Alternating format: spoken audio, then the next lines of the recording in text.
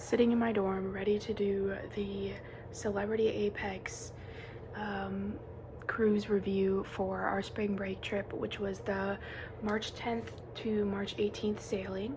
We sailed out of Fort Lauderdale to San Juan, Tortola, and St. Kitts, and back to Fort Lauderdale. This had to have been probably my third or fourth celebrity cruise, but 15th cruise in my lifetime overall. So up first, we're going to talk about dining. So the dining experience on the Celebrity Apex was really unique. First and foremost, the main dining experience. Usually on cruise ships, there's one or two large main dining rooms, and you have an assigned time that you pick when you purchase your cruise and reserve your room.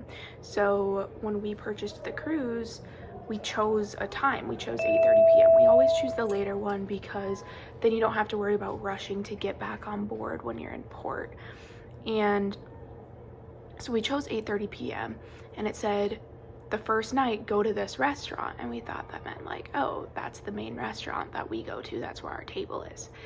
Usually on cruise ships, especially the other celebrity class cruise ships, all of the Royal Caribbean cruise ships, it's been the norm for years in the cruise industry, is you go to main dining, you have the same waiter or waitress and assistant waiter or waitress every night, same sommelier, same table, same time, and the menu just rotates. And you're able to get to know that those people that are serving you, you build a relationship with them, and then they're more likely to get gratuities as well.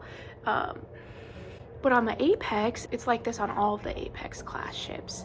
Didn't have the same people serving you because you'd go to a different room every night.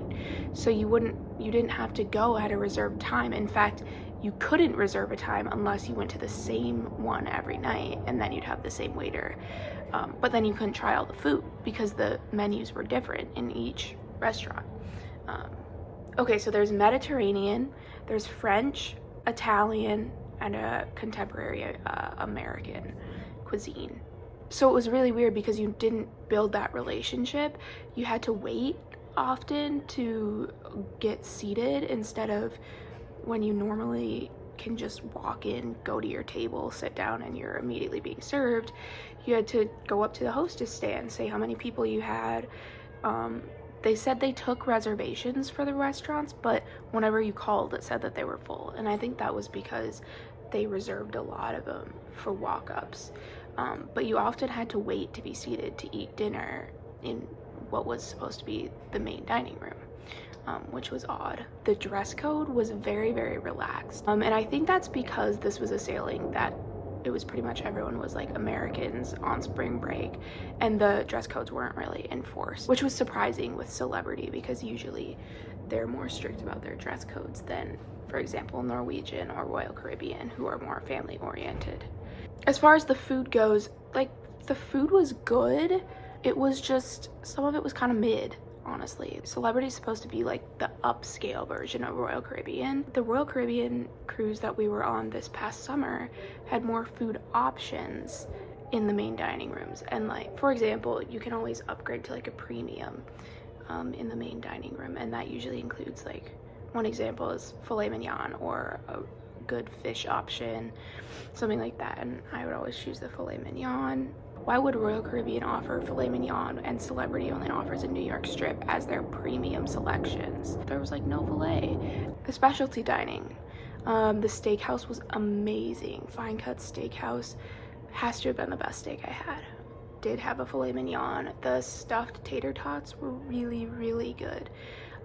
Service is obviously better in the specialty dining restaurants because they put their best staff there. They lost so many staff to COVID, so a lot of the staff on board are new and like haven't had as much experience, so they are still sort of figuring it out. And keeping in mind that the Apex has only been in service post-COVID, post-peak COVID. I know we're still in the pandemic. The Apex has only been in service post-COVID, so a lot of the staff didn't know what cruising was like pre-COVID. And you definitely noticed that. Le Petit Chef was like mid. Like, I don't know how else to say it. the selection, there was essentially only 2 options. And I know that was because they had the, it was supposed to go with the presentation, but the selections were so particular that it was very hard to find something that was like something you wanted to eat. And I know that they can program things differently, and I know that they have other options. So that was disappointing that it was like you can only have like olive tapenade or like a shrimp cocktail, when I know that they have so many other abilities there, and other things that could have gone with the presentation. And frankly, the things in the presentation didn't even match up with what was on our plate half the time. So that was disappointing. But I've never really been a fan of Le Petit. I feel like once you've done it once, you've kind of done it. You don't need to go again. The rooftop garden was wonderful. Has to be one of my favorite specialty restaurants on Celebrity. Oh my gosh, the chocolate chip cookie is so good. Next up for dining is the Ocean View Cafe. And the Ocean View Cafe, every cruise ship has something similar to it. Ocean View is what they call it on Celebrity ships. Windjammer is what they call it on Royal ships. And then each cruise line has their own sort of version, but it's essentially the buffet in the back of the ship. It's usually on level like 12 or 14, where they always have something, or at least they used to always have something. Pre-COVID, they would always have something open, and they would have like 2 sides. And when they were transitioning between breakfast and lunch, and that's usually when I would go up, because why would I wake up at 9 a.m. just to get breakfast, even though the breakfast is always really good? So they would like close one side and transition it, and you could still be eating breakfast, and then they'd open that side with lunch and then close the breakfast side. So there would always be something open, and they would always have ice cream and desserts, and they would always have something for you to eat. Usually something that was pretty substantial, not just snacks, until it was late night. They closed for an hour to 2 hours between meals on board the Apex. And I don't know if that's all of Celebrity's new norm, or if that was just the Apex, again, because a lot of the people didn't know what cruising was like pre-COVID. A lot of the crew didn't know what things used to be, and they were probably trying to make it easier on the crew. But you could not get food essentially after like 8 p.m. The ice cream closed at like 9. We couldn't get bread, and it was pretty much just cheese and crackers and then like leftover desserts. When they were transitioning to other stuff, if they had things out, they had it roped off and they had people guarding it. Like you could not grab a piece of bread and butter, fruit that was out, or a dessert that was out until they opened it. And they usually opened it later than they said on their schedule. So the Ocean View was disappointing. The food is always good and there's always a lot of options. It's just the hours were not, they just weren't as good as it used to be. So that was really disappointing. So we'll start with activities. I love going on a cruise and playing bingo with all the oldsters. And now that I'm officially 18, I'm actually 19 now, but this was only my second cruise since I had turned 18. I can go and play bingo and go to the casino, and I'm not a hardcore gambler. Like I only do it on vacations, and I pretty much only do like $20. They didn't have bingo. How can you go on a cruise without bingo? Literally, we packed our bingo daubers, we had our bingo t-shirts because they give you extra free stuff if you bring stuff from your last cruise, and they didn't have bingo. And I think it's because Celebrity, I believe, don't quote me on this, but based on what I saw on this cruise, I believe they created a new partnership with TimePlay. TimePlay is a company who does essentially digital entertainment. You log on your phone. It was like a knockoff Kahoot, essentially, that could support more people and use the ship's Wi-Fi. And then they had Deal or No Deal, and it was not nearly as fun as bingo. Everyone knows what Deal or No Deal is. So you would buy like a card, and you had the cases, you opened them on your card, and then if it matched what was on the screen, you got a match, but you didn't win nearly as much, and it wasn't as fun, and it wasn't as self-explanatory as bingo, and everyone was kind of confused, and only you know, 1 or 2 people got to go up to the microphone and like play for real. So that was really disappointing that there wasn't bingo. The other activities were pretty scarce. Like there wasn't a lot of fun stuff going on. Usually there's like music trivia, a ship scavenger hunt, different pool activities. There was some of that. Here it was like I only had like 2 or 3 things a day that I felt like I really wanted to go to, which was fine. Like I wanted to relax and take a break from school, and I had some work I had to do. It was very odd to not have all of the daily schedule was pretty scarce. As far as the entertainment goes, they had a comedian that my brother liked. The end of the cruise show was like a Rock of Ages type. It was pretty good. They pretty much did like rock and roll through time, so my dad and I enjoyed that. A weird like Alice in Wonderland show at Eden, and it was like weird. They had like a carnival show in the club. Like I feel like it didn't match the dynamic that Celebrity is usually trying to offer. The ship itself was beautiful. I was still very excited to be on the Apex. I feel like I got to explore a lot of it. I enjoyed the different areas of the ship. I feel like Eden was sort of overhyped, and that might be a hot take, but Eden either always had something going on, or the stuff going on there was very like loud and lots of music and smoke and all of this. And I thought Eden was supposed to be more of like a peaceful place that you could like grab a book and go read, similar to like the Solarium, but more earthy. And that was not at all what I experienced. So I think Eden didn't match what it was sort of advertised as. The chandelier, the rooftop garden is cool. They needed more seating. The pool, always too small on a ship. Pool's always too small. The solarium was wonderful as usual, but there were always a lot of kids in there and people being loud in there. And usually there are people that kind of enforce the quiet, this is like an adult area. I found it really interesting that the kids club and the teen club were literally on floor like 2 and 3, which shows like Celebrity is obviously targeted towards adults. But there were still a lot of kids on this cruise, which was surprising. The magic carpet was cool, but the only thing that this cruise used it for was a bar and a restaurant. And the restaurant, you had to pay $130 to eat at it. It wasn't used as a tender lobby, and I don't even think I ever saw it go up and down. Again, it could have just been the itinerary. You know, we didn't need to tender or things like that, but I thought it was going to be used a little more other than just like being a bar. Up next, we're going to talk about the Infinite Veranda cabin. I was cabin 8297. Good cabin. Like it was a good cabin. Infinite Veranda. There were a couple things I would tweak, but overall it was like beautifully done, like great finishes, very bright and open. As far as like the layout goes, it's pretty much like any other balcony cabin. The couple things that were different: one, the connecting rooms didn't have a magnet to hold the door open, so you had to open the doors every time, and it's like really hard to open the doors from the other side, so they definitely needed to add a magnet. The best connecting rooms we ever had, I believe, were on the Oasis of the Seas, and there was some way that they turned the connecting room doors into the room doors, and then the room doors became like a vestibule and you could go in and out, and it wasn't in the room that the doors were, it was like where the actual entry doors were.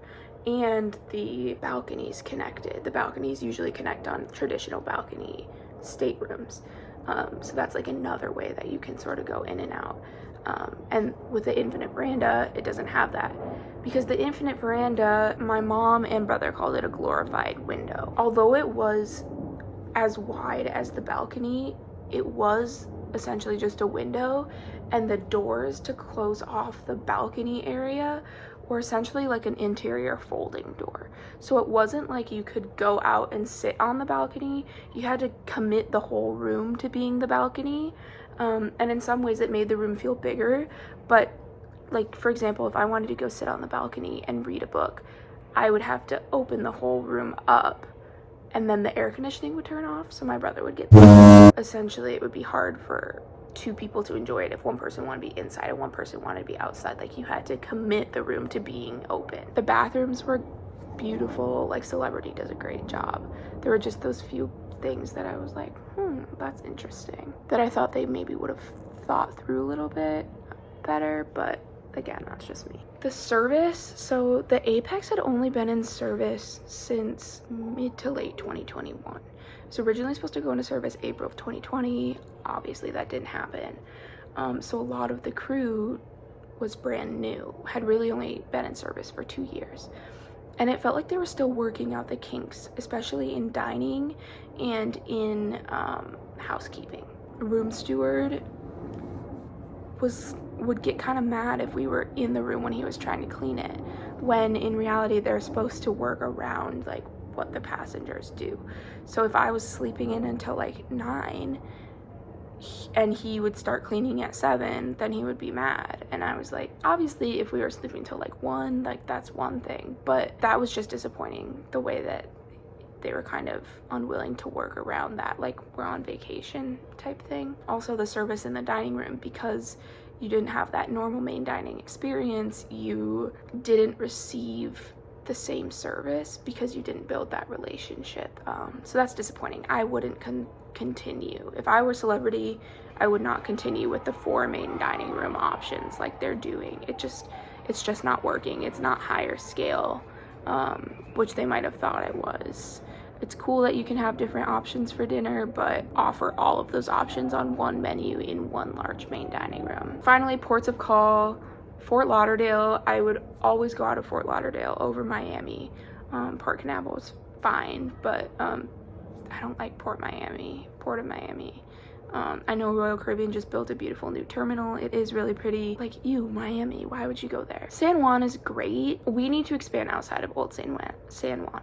My family always just goes to Old San Juan, and it gets really boring because it's the same thing. We definitely need to expand our horizons. In all of the ports, we didn't do any excursions because we kind of just wanted to lay low and do beach days, and they're all kind of the same. In Tortola, I actually lost my sunglasses because the beach was really rough. Like, the waves were very rough. We went to Cane Garden Bay, which is the second nicest beach in the world. It was really nice. The chairs weren't super nice. The food was kind of like, the offerings were kind of weird. Obviously it wasn't like a resort, but like good sand, but it was so rough. The water came up to where the chairs were, and like our stuff got soaked. So it wasn't the most calm beach. It wasn't the most relaxing beach we had been to. But Tortola, like, it's cool to say that it's nice to sort of have a different itinerary offering other than St. Thomas, St. Martin, Bahamas, which is so common and so easy and so overdone. Like, we've done that so many times. Finally, St. Kitts. We had never been to St. Kitts before. I actually really liked St. Kitts. I wish we would have gone to Nevis. We just didn't have enough time. We went to a beach. It was fine. One thing I would say is the people at the shore excursions desk usually have a little more information about the ports, about where, if you say you want to go to a beach, what are some good places, or if you want to go shopping, where should I tell the taxi to go? And there was like no one that could do that, so that was disappointing. So we kind of had to Google it and do it ourselves. The beach was good. St. Kitts was cool. Like, I'm glad I can say I've been there. I would go to St. Kitts again. They had people walking around with baby monkeys. That's where we got to see the wonder of the seas. And we got to talk to people that were on the wonder. And they said that Royal Caribbean oversold the wonder of the seas and tried to pay people out to take a different ship or to reschedule. And I don't know how you can oversell something like the Wonder of the Seas, because there's like 6,000 people can be on it. It sounds like the Wonder of the Seas is also struggling with service, and there's always lines because it's so big. And they sort of infiltrated the beach with one of their excursions. But it was cool to see the Wonder of the Seas for sure. So definitely recommend St. Kitts. Tortola's cool. San Juan's cool if you haven't done it before. Otherwise, expand outside of Old San Juan.